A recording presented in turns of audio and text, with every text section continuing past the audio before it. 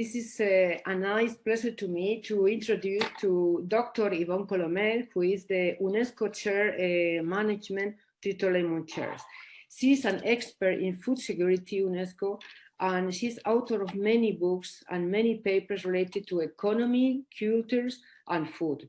Her research group is a high-level quality and studying the global food system from all the point of view, based on the correlation among economy, disponibility, politics, and knowledge. With a kind personality, you will have the opportunity to see now. She's a very active person. She has an international networking of research on food technology, and I am sure that she presents a very clear conference on the food from the point of view of the past, from the past to the future.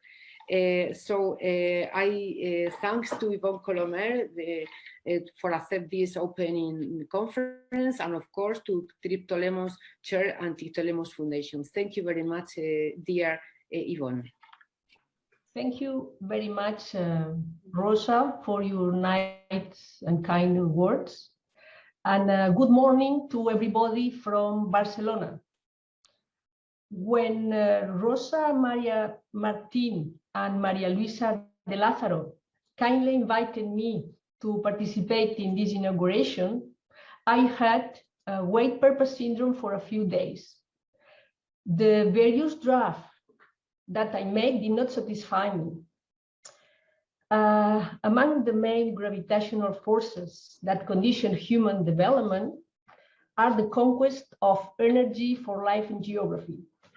And I'm going to talk about the relationship between these two variables and the complexity of the food system. This is the index which I would like to share with you today, divided in 5 parts. First, Triptolemos Foundation and UNESCO Chair. Second, development of the food system in 3 stages. Third, the video, food, the human conquest. Fourth, the current situation and future perspective. And fifth, the 23 April St. George Day. But first of all, let me introduce the institution I represent. Triptolemos Foundation for the Development of the Sustainable Food System was created in 2002 with universal projection under the presidency of Mr. Federico Mayor Zaragoza, former General Manager of UNESCO, 1987 to 1999. The foundation contributes to optimize the food system with its activities and thus achieve adequate food for the entire population, the confidence of the consumer, and the dignity of the sector. The motto of the system is responsible business activity, and its vision and activities are supported by validated and updated scientific knowledge. Today, it includes 26 universities, the Spanish Research Council, companies, consumer associations, and various representative institutions among its members, with a projection both national and international, and it is open to any new addition who share its goals. Its approaches and actions have led to recognition by UNESCO with the creation of the chair Science and Development, Science and Innovation for Sustainable Development, Global Food Production and Safety, with the Universidad Nacional de Educación a Distancia, from which the foundation develops part of its national and international activities. In this sense, the chair has been selected by UNESCO to participate with this contribution, education, to create a sustainable global food system in the UNESCO publication, Humanistic Futures of Learning, Perspectives from UNESCO Chairs and UNIGWIN Networks.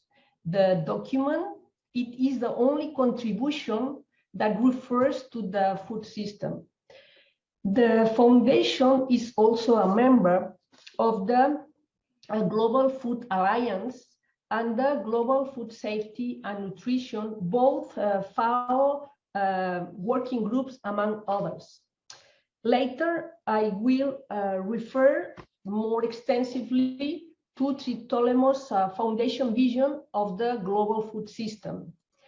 The important interrelation due to globalization of the cross effect between cause and effect in the food sector, for example, climate change and food and migration, or obesity and education and economics, is highlighted as indicated by the United Nations in the 2030 Agenda and its Sustainable Development Goals.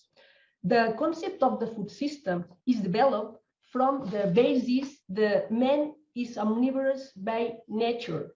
This fact has conditioned the relationship between humanity and the planet Earth. As you know, approximately 75% of the planet is water, and 24% is land, with three major continental masses: Eurasia, America, and Africa. And we can see on this table that just 10% of the total surface of the planet is related to food uses: agriculture, pasture, forest. These percentages have marked the development of the food system. Geography imposed barriers, and these barriers hinder and limit the movement of people and create environments with defined characteristics. With these premises, I will focus the development on the food system in three stages.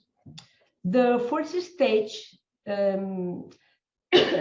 originates from the first movement of population from Neolithic era until the discovery of America, 15th century. This stage is characterized by restricted mobility, which resulted in a stage that we can call closed systems. Some examples could be the culture of the Inuits or the culture in the great valleys of Europe or America. At this stage, we can refer to Marco Polo travels or the spice route, among others. The trips are mainly overland with what little could be transported. And this first stage is also characterized by the sanctification of the food system. Regulations are introduced into the food system through religion. We can find examples on this in Judaism, Christianity, or Islam. The second great stage begins with the discovery of America, which continues until the end of the Second World War. The discovery of America and crossing the Atlantic are important events in the development of the food system. Let us bear in mind that before this, with the belief that the earth was flat, Gibraltar means the end of the world, as it was believed that great precipice existed, and this largely conditioned trade. In this second stage, it is verified that the earth is round, and there is a great interest in discovering the planet. Technology propelled the change from local to global food system. Products from the old world, both from temperature zones such as wheat and grapes, as well as from hot zones such as sugarcane, cotton, coffee, were successfully introduced in America, while new world products such as corn, potatoes, tomatoes, peppers, and tobacco diversify agriculture in Europe and the rest of the continents. The acceptance in Europe of products such as potatoes or tomatoes of American origin in the 16th century could not have been easy, just as now it will not be to the consumption of crickets or jellyfish or seaweed. In this second stage, the globalization of the food system begins slowly with the exchange of products mainly by sea. It should be noted in the second stage that the Food and Agriculture Organization of the United Nations was created on October 16, 1945. And today there are more than 194 countries represented.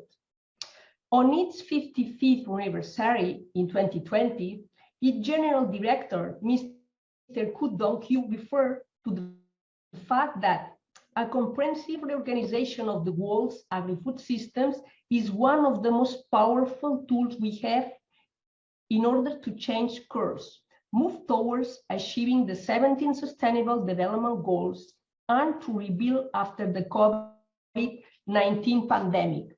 He continued that agri-food system constitute the largest economic system in the world in terms of employment, livelihood, and planetary impact. 4 billion people work directly or indirectly in food systems in which hunger and poverty persist chronically. In the third stage, the third stage goes from the Second World War to the present time. This stage is characterized by the trade of products and exchange of cuisines and cultures. To summarize, we could say that the symbol could be McDonald's. We can find brands with a global presence in any country. And at this stage, globalization and the global vision of the food system is in full swing. This is the scenario in which we find ourselves. Geography is no longer an insurmountable barrier. Technology makes it easy for us to approach and exchange, and the cultural defense of protection of the original food system begins. This is the great challenge today. Globalization and the direct effects of climate change have promoted migration. New cultural food systems have been promoted in large cities, seeking a balance between purchasing power and satisfaction, which in certain cases will coexist with genuine aspects of traditional food identity. The gastronomic and food heritages is a key moment both of recognition and of social awareness and the need to safeguard it. New foods have been declared as intangible cultural heritage by UNESCO, which awards labels to different food cultures heritage, such as the Mediterranean diet, or French gastronomy, or Mexican cuisine, among others. In the third stage, also the development of the food system is reinforced by air communications, as well as a spectacular increase in the scale of maritime transport megaships. An example of the importance of maritime transport in the world has been the recent incident of the megaship Ever Given, which was aground in the Suez Canal for 6 days. More than 100 ships accumulated waiting to pass through the canal. If we dare to predict the future based on cultural traditions and cuisine, we could probably focus on 2 scenarios. A food system with homogeneous and globalized cuisine and food products, where local culture have a testimonial and tourist projection, or the scenario where the different gastronomic and culinary culture prevail with their characteristics and personality, and in turn coexist with a more global food system. We will have to see this evolution. At this point, I would like to share a video with you. It lasts for about 4 minutes, and I hope you enjoy it. Durante más de 600.000 años el hombre cazó y recolectó. No dispuso de tiempo para ninguna otra actividad. Solo hace 10.000 años la revolución neolítica dio las claves para avanzar.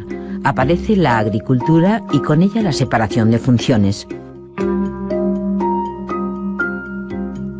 Surgen tecnologías de conservación de alimentos para poder disponer de ellos en diferentes épocas del año y en distintos lugares. Los años pasan y la población crece, hay hambrunas y los pensadores auguran un futuro nefasto. Pero la innovación avanza y aparecen nuevas técnicas. Las nuevas políticas adoptan la estrategia de ayudar al desarrollo de la empresa agroalimentaria. Asegurar la disponibilidad de alimentos pasa a ser un objetivo prioritario.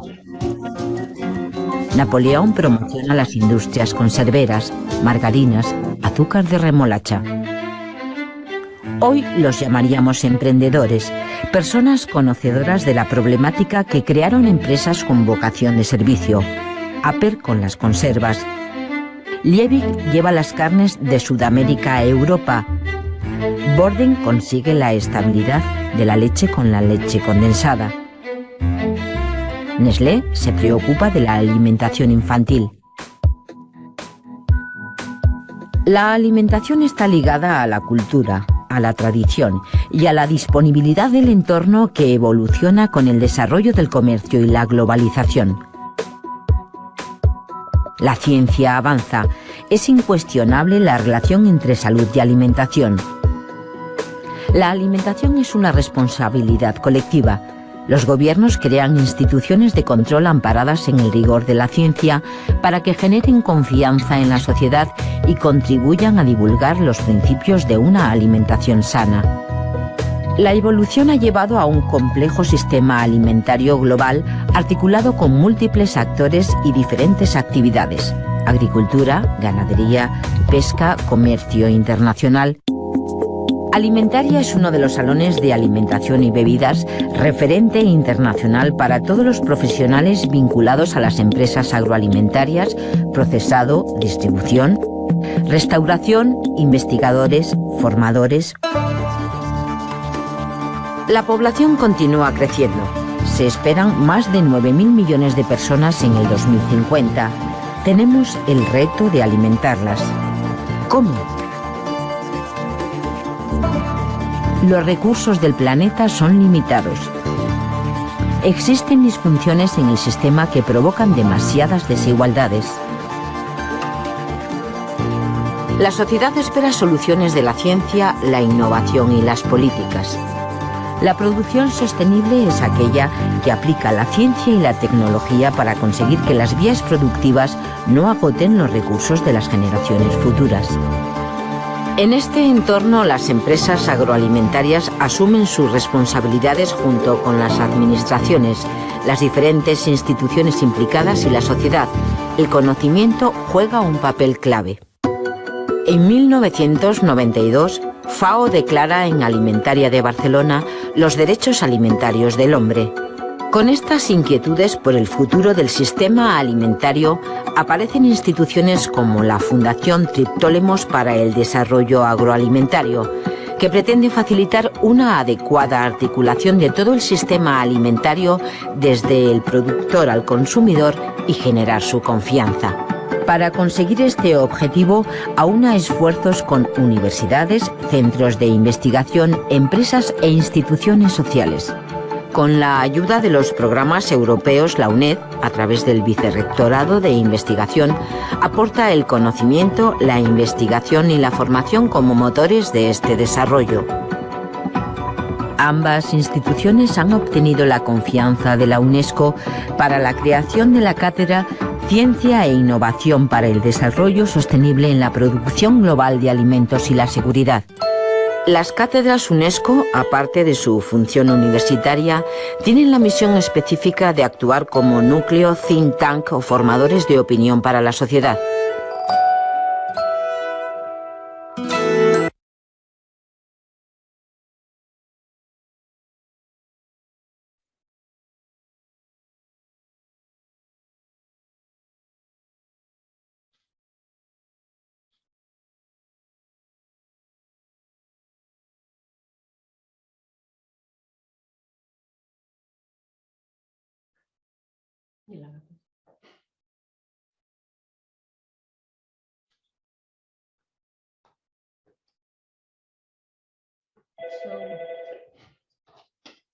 So I hope you enjoyed the video.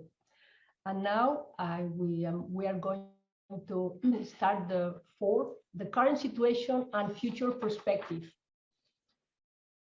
The challenge is that we are heading towards a universal global food system where the population is growing to face the challenge that call into question food security in a world whose population will continue to grow to exceed 10 billion people by the end of this century, considering that the world population grows with a tendency to concentrate in urban areas. We have to add that according to United Nations World Food Programme, the incidence of COVID-19 could almost double the number of people suffering from acute famine worldwide. The necessary energy which we obtain from food comes from photosynthesis from agriculture, grazing livestock, and deep sea fishing. With reference to fishing, the world consumption per capita of fish is increasing, and more than 50% comes from fish farms and not from fishing at sea, where resources are becoming scarce. The maritime spaces of the world are governed by the United Nations Convention on the Law of the Sea signed in 1982, and the sovereign right of states over the continental shelves and over exclusive economic zones is a subject of conflict in different countries. There are geostrategic issues of great importance where the role of geographers is fundamental. With reference to agriculture, in the last 60 years, the population has multiplied by almost 2.5, while cereal production, as well as that of many crops, many crops, by 4. Directly or indirectly, humanity provides itself most its foods through agriculture, as well as a very important proportion of its clothing or medicinal or industrial or energy products. In the next 50 years, we will have to produce as much as food as we have in the previous 10,000, which reflects the food challenge we have. In order to overcome it, new agriculture is being developed, incorporating new tools as from information technologies, as data science, artificial intelligence, terrestrial and spatial sensors, and all molecular tools, particularly genomic, available to the more conventional techniques. As a result of agriculture advances, we have never had access to much food and quality in human history. However, not only has productivity increased, at the same time, modern agriculture has generated another series of very important environmental benefits. It has improved efficiency in the use of the resources and the sustainability of agriculture production. All this had led to a decrease in erosion, better conservation of biodiversity, saving fertilizers, improving the balance of greenhouse gas emissions, reducing total water demand, reducing environmental pollutants and residues in food, etc. Humanity has advanced extraordinarily through history, accepting and adopting the innovation that have been produce in all disciplines. It is therefore paradoxical that now, when we know more about the structure and function of plants, part of society is more opposed to certain technological innovations. Will it be possible to continue with this increase in a context of social sensitivity? Without any doubt, the answer is positive. Increases in a context, yes, but with the scenario of sustainable intensification. We have to consider climate change. The climate change is a factor that conditions the future of the territories and the development of the food system. The European Commission has launched the Green Deal strategy, and the European Green Deal established the way to make Europe the first neutral climate continent by 2050. It defines a new strategy for sustainable and inclusive growth to boost its economy, improve people's health and quality of life, care for nature, and neglect no one. The Farm to Fork strategy is an essential element of the Green Deal.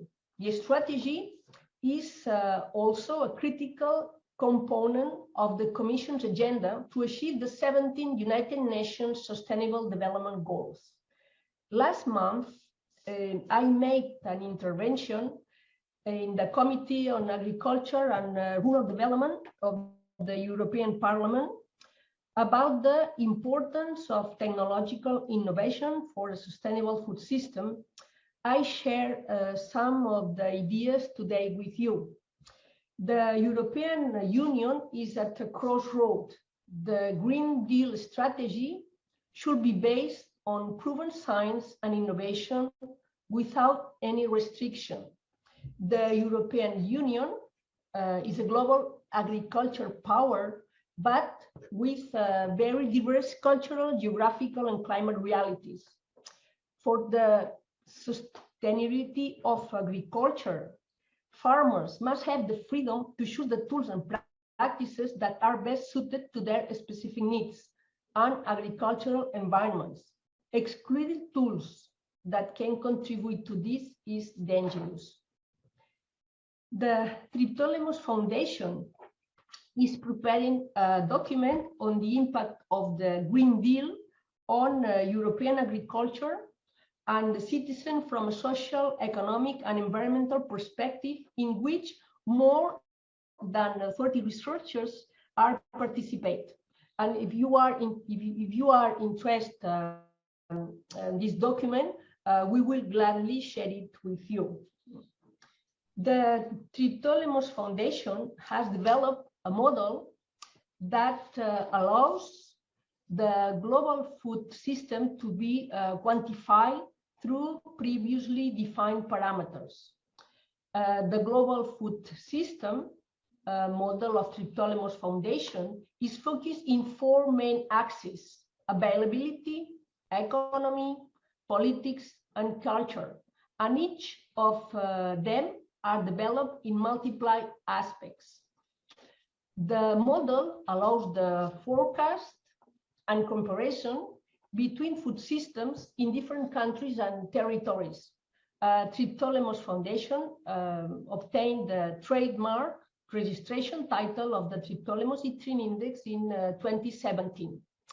All of them must be in harmony for the proper functioning of the global food system, aligned with the Sustainable Development Goals. The growth of humanity must be harmonious and sustainable in an ethical framework. This will not be achieved if simultaneously the same evolution does not occur in the global food system. And for this, the role of science and knowledge is fundamental. Science is the motor of human development, and in all aspects, in fact.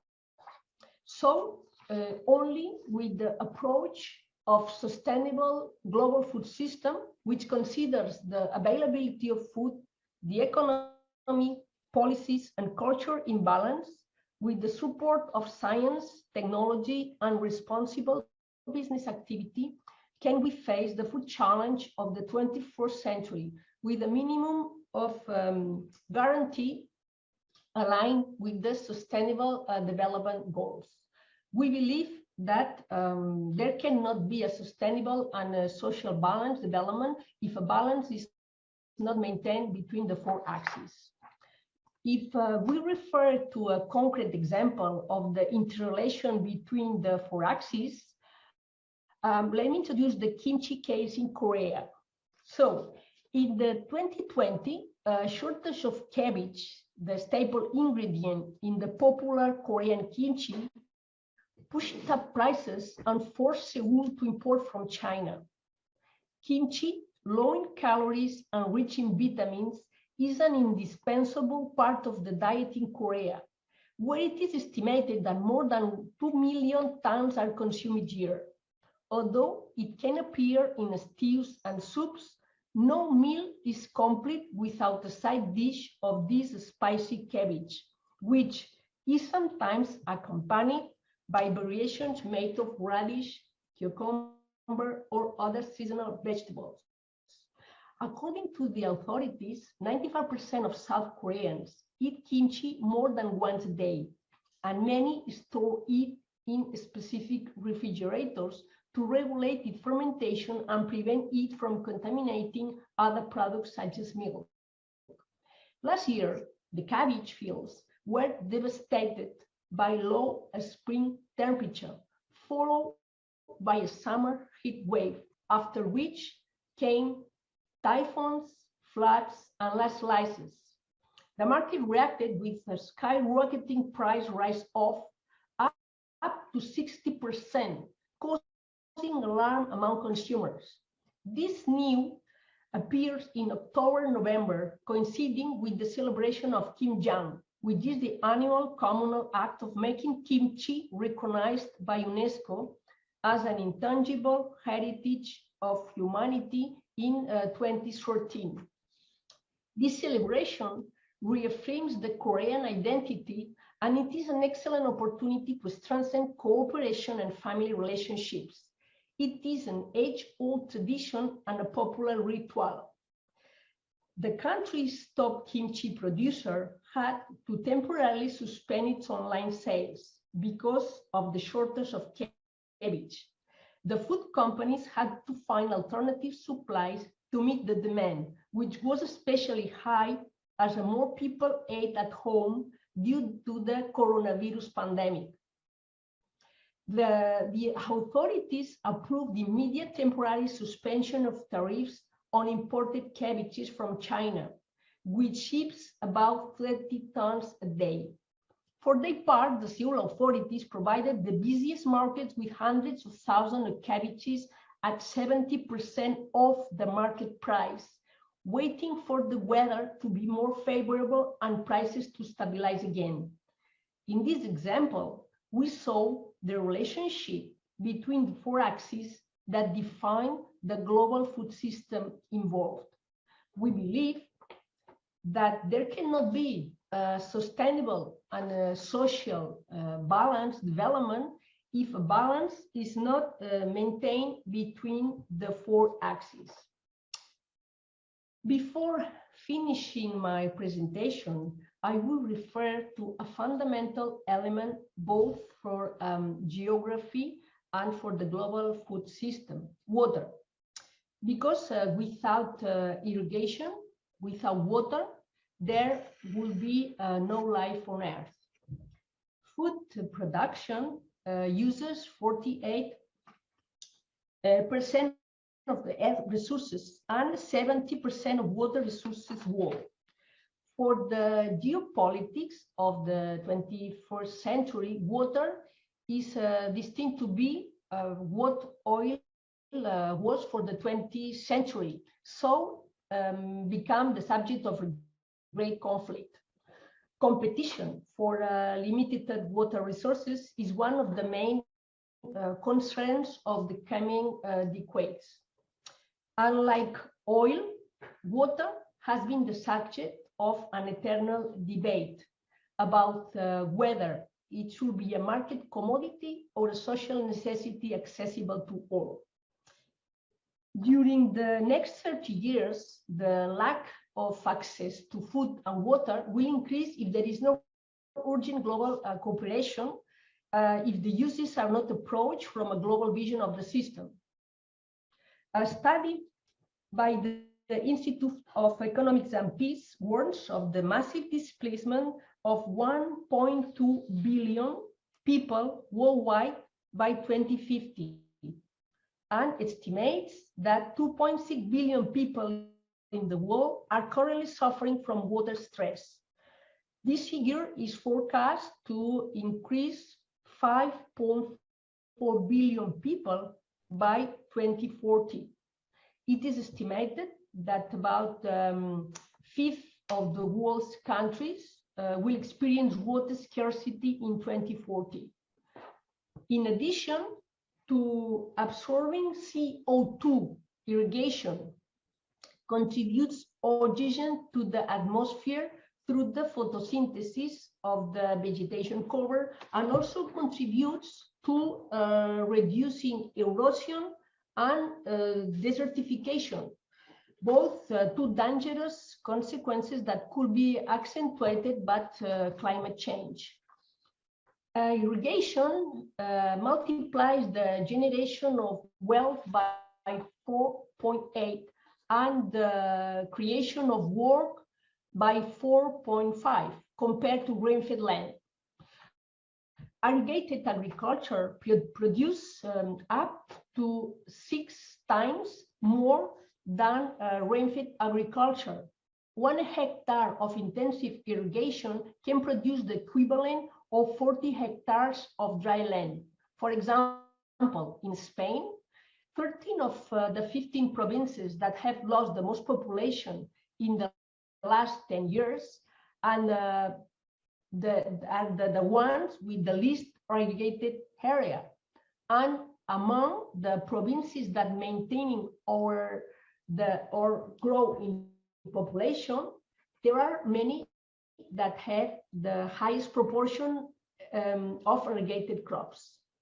So aging is more pressing in rain-fed areas, and the distribution of the male-female population in irrigated areas is more balanced, given that these crops contribute to reducing migration, especially of women from the rural world. We must rely on federal science and technology to meet the food challenges of the 21st century. And I would like to share a piece of news with you that appeared last December. Water begins to trade on the stock market.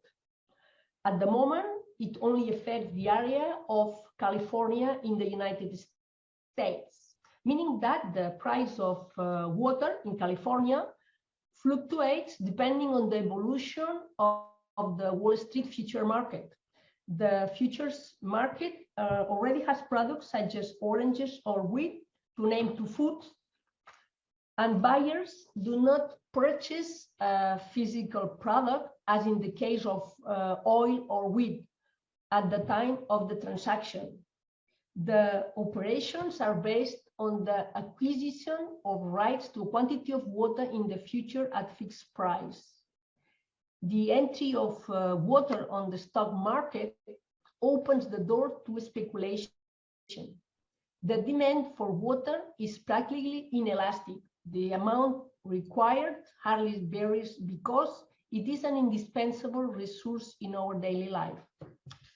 Drinking water is limited, and in a world with almost 8,000 million people, what is clear that an effort must be made to rationalize its use and consumption and move towards a new model different from the current one. Since 2010, Access to drinking water is recognized as a basic human right by the United Nations. And I would like to end my speech by referring to tomorrow, April the 23rd, St. George, the patron of Catalonia. According to tradition, St. George killed a dragon to free the princess, and from the drops of spilled blood, a rose was born. The legend is told in all schools. It is a very special day. We celebrate the Day of the Rose and the Book. This tradition added to the fact that around these dates in 1616, Miguel de Cervantes and William Shakespeare died were some of the arguments used by UNESCO to declare April the 23rd International Book Day. I invite you to visit Barcelona when you have the opportunity and circumstances permit, and enjoy this wonderful day. The streets are filled with roses and books.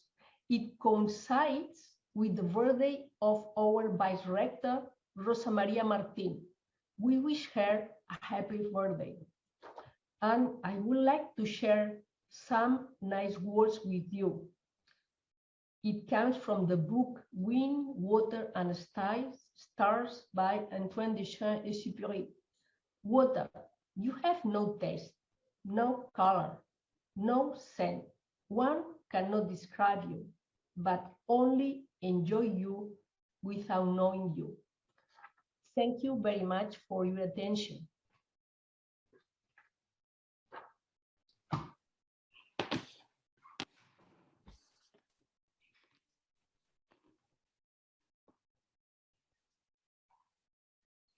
Okay, Yvonne, thank you very much for the work you expose us and all the things you are working in the UNESCO chair and in the foundation. Today is you have explained us all the situation, the global situation, from the point of view of your index, the global index that you described in your foundation. This is very important, and I know you are now giving us to society, and you started by Catalonia, to get index or conclusions about these details. How is the effect of this phenomena in the society? Could you explain us something about the results you already raised from your research?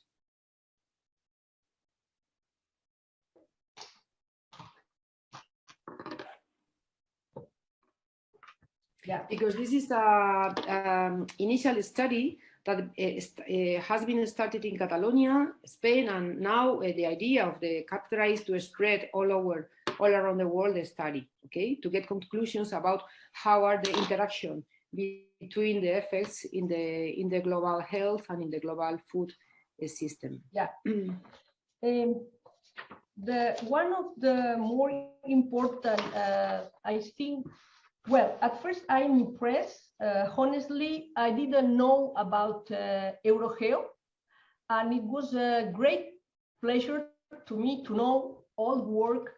And what I note my agenda is to call the president the next week, because we already have some ideas to share with you. I think the geographers, the work you are doing is really important in our days, because I emphasize in my presentation about the global food system. And for me, that's the key point. And in fact, we are doing research and thesis, doctoral, etc. On this field. I didn't extend so much because I understand that along conference, it's probably you have many things to do. I think I give a lot of information, and that will be available, the presentation or so. But as I say, my key point is the global food system. We cannot face the challenges we have without a global food vision. What I say, the availability is really important. That means that the model considers the economy of the consumer, which indicates the availability to acquire food in their environment, a concept that is very close relation not only with the global aspects of the economy, macro and microeconomics, but also with aspects of the axis and politics and culture. So everything is related. Or the axis of policy, which considers the political entity generates around the food system and based on the fundamental rights, the right to people to have food, but also the economics. I mean, there is a relation, the interrelation between the four axes, and that's, I think, it's the key point. For example, when I say many studies running relating to the obesity, for example, but if you don't focalize the problem, I mean, we don't have the full solution. We just work and we just add our idea. But in fact, we are working very strong in this global food system.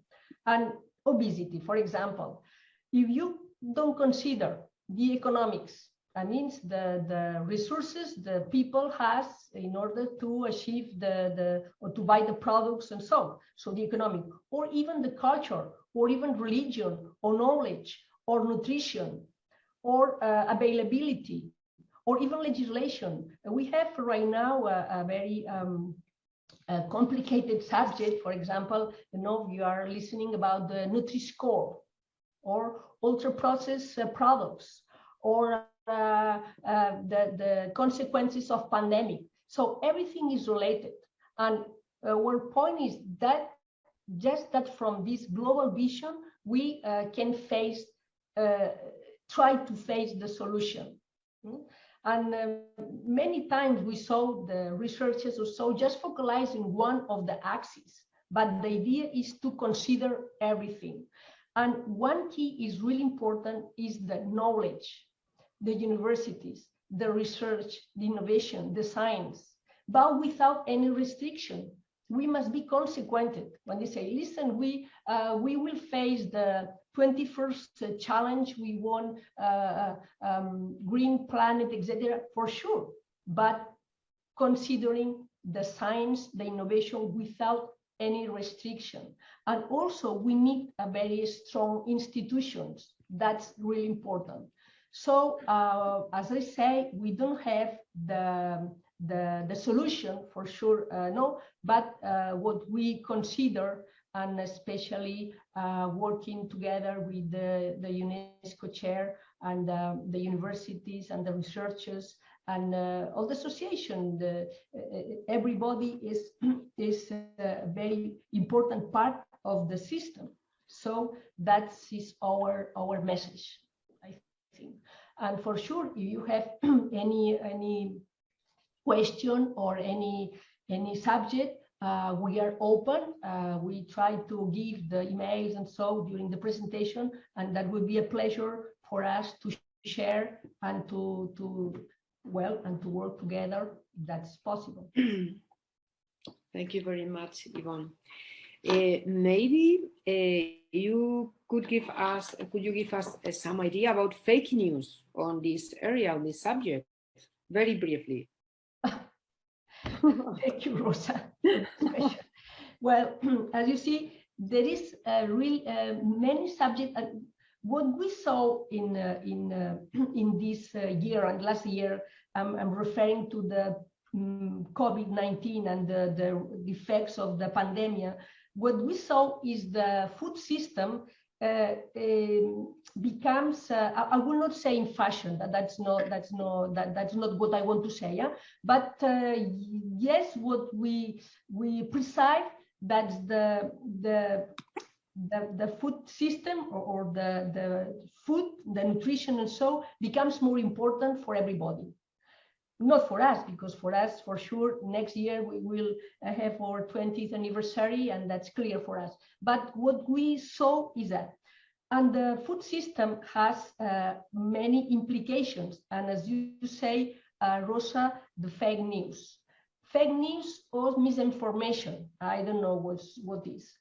that's why right now we are trying to focalize in a study or in a course, trying to give information with all these key points that affects to everybody, because everybody needs to eat. Maybe we don't need to have a car or a phone or I don't know, a house, I don't know, but we need to eat 3 times per day. So everybody is involved on the food system finally. So yes, the fake news is, or disinformation is also on fashion. And that's a very complicated problem, but it's a fact, and it's it's not easy to face, because there was a point that was really important. The fake news exists for many years ago. The only problem right now is the media, the speed. So, and once the consumer or one person, you already read a news, then it's very difficult to move your idea. That's it. And also, it's very difficult to go with rational arguments if you are facing an irrational situation. So the only thing is education, knowledge, science, research, and day by day. There is no, I'm sorry, Rosa, but I cannot offer you a formula also. So that's the key point. That's why the geographers, the universities, the knowledge, we really have a responsibility, a huge responsibility, I would say, in this society, and the challenge we have in the 21st century. Perfect. Thank you. Thank you very much for your answers.